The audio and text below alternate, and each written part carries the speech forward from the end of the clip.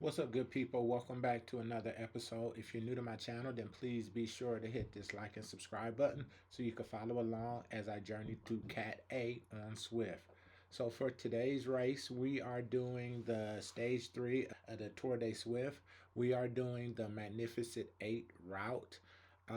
This is the first time that I've done a route or a race on the first day it was released. And so it was pretty interesting because there were, at the start of the race, there was 1,600 people.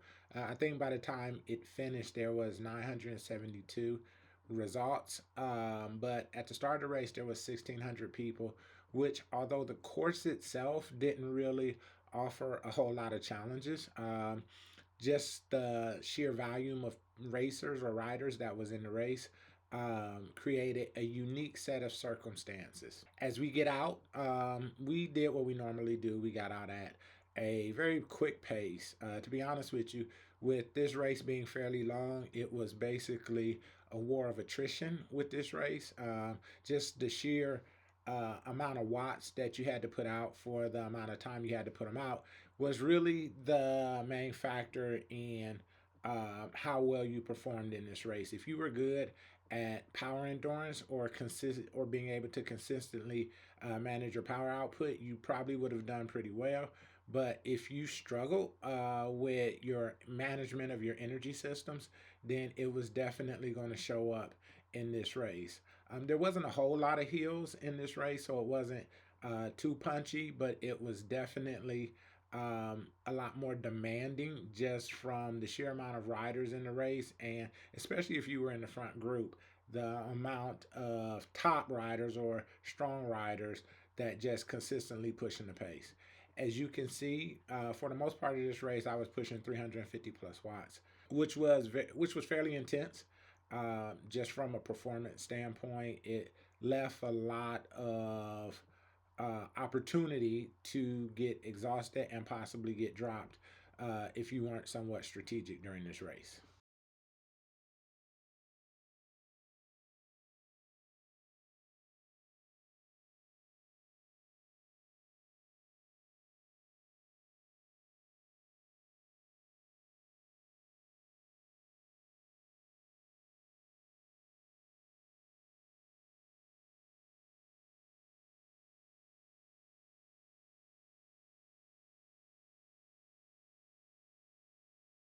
As you can see, for the most part of this race, the blob or the peloton is still together. It stayed like this pretty much the entire time. As we did get closer to the end, it did kind of break up a little bit. I think riders just began to drop because of just the sheer amount of wattage you had to put out. There wasn't a whole lot of attacks during this race. Everybody was pretty content with just staying together and just kind of forcing and pushing the pace.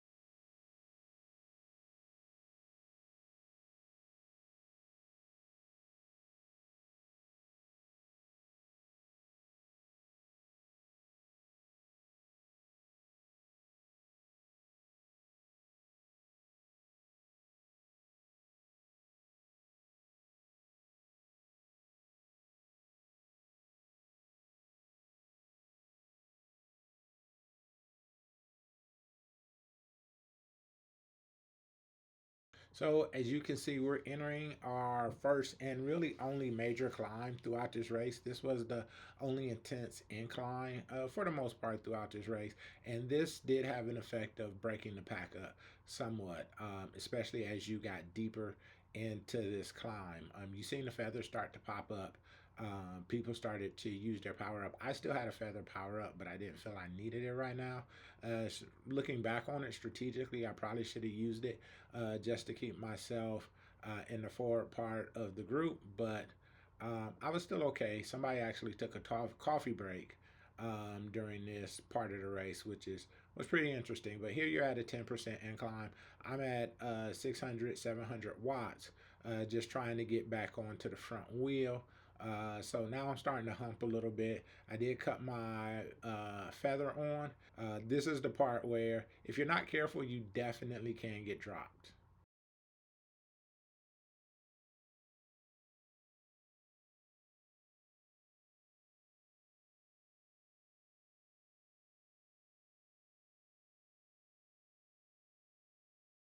So right now, I'm actually not dropped yet. I'm in 11th place, but the front of the pack does have a few seconds. So I mean, it's not too bad.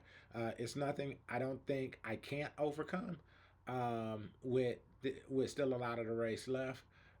But I definitely, from a strategic standpoint, I definitely shouldn't have let the front wheel go because although I was able to eventually, as you will see, get back up with the front pack, it did cost me in the long run because I had probably expended more energy than I should have just trying to catch back up.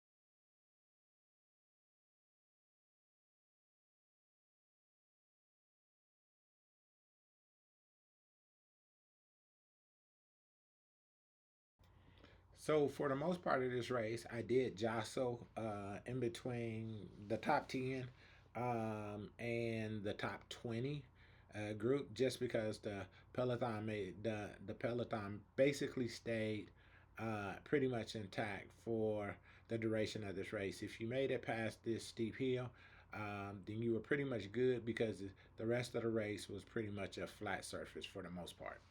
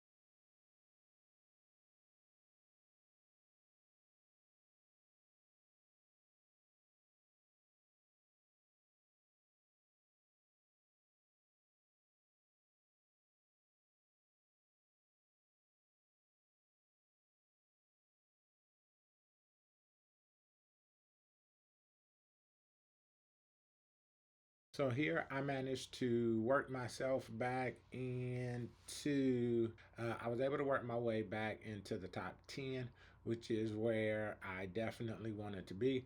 My goal coming into this race was obviously everybody comes in hoping to win the race, but my goal was to, at the very least, finish in the top 10.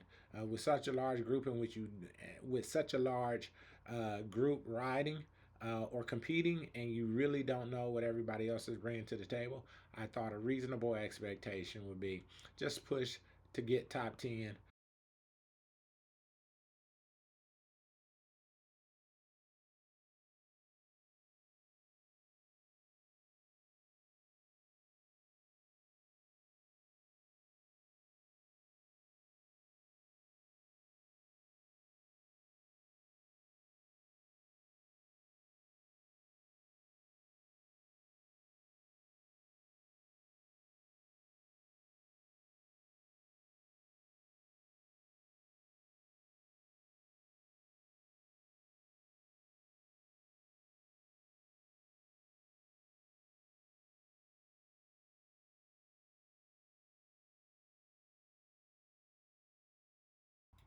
So here we're on to our second mini incline. It wasn't too bad, but as you can see, the feathers started popping up. I think now just the route itself just really wore on runners' legs. So even at a 3% incline, even though that's not extreme, um, it just over the course of the race, something like this, because of the way the race was constructed in the earlier stages, a 3% incline felt like you were trying to climb Mount Everest.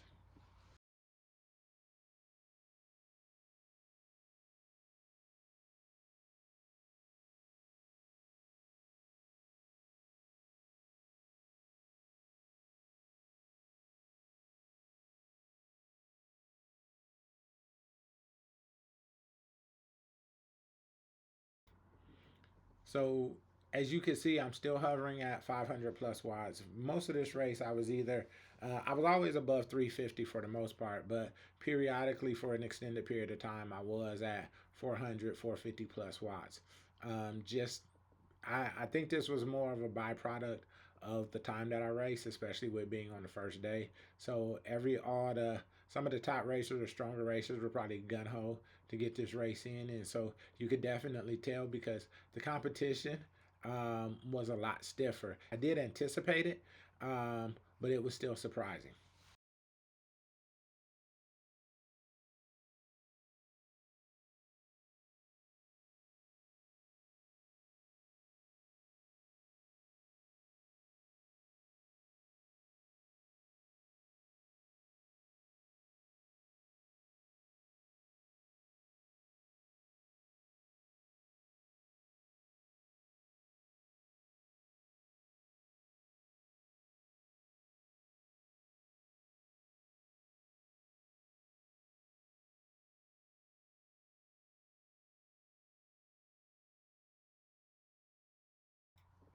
Okay, so now we're starting to pull runners in as we get closer, as we inch closer and closer to the finish line. We're still about, I think that's 2 miles out, but the group itself or the pack itself is starting to get more aggressive and just pulling runners in. Right now, I'm in top five. Um, that's definitely where I wanted to be from a position standpoint. I mean, obviously, I would have wanted to be first place, but top five made me feel pretty good, especially going into the latter stages of this race.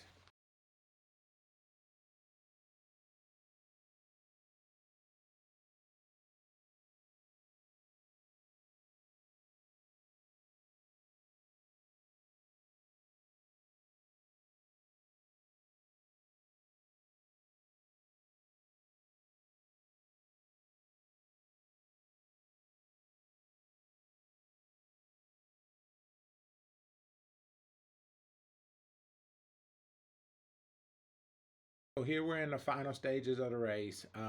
Everybody's about to get on their horse and push for the finish line with the hopes of earning the green jersey.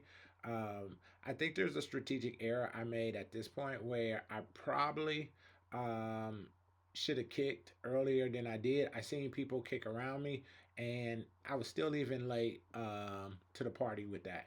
So in my future races, I'm definitely going to be more cognizant and more focused on when the competition kicks so I can be ready for it.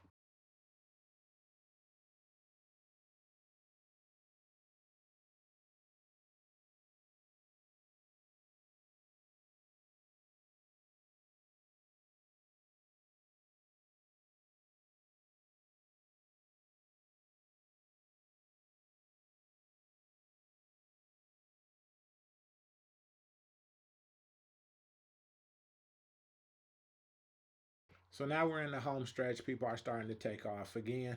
I think I kicked just a little bit too late, and I should have kicked uh, as soon as I seen the second or third person kick, but I waited, and it ended up costing me in the long run. Overall, I did get sixth, seventh place, so I'm pretty happy with that because coming in, as I said earlier, my goal was to get top 10, and I did accomplish that goal. But until next time, peace, and I see you at the finish line.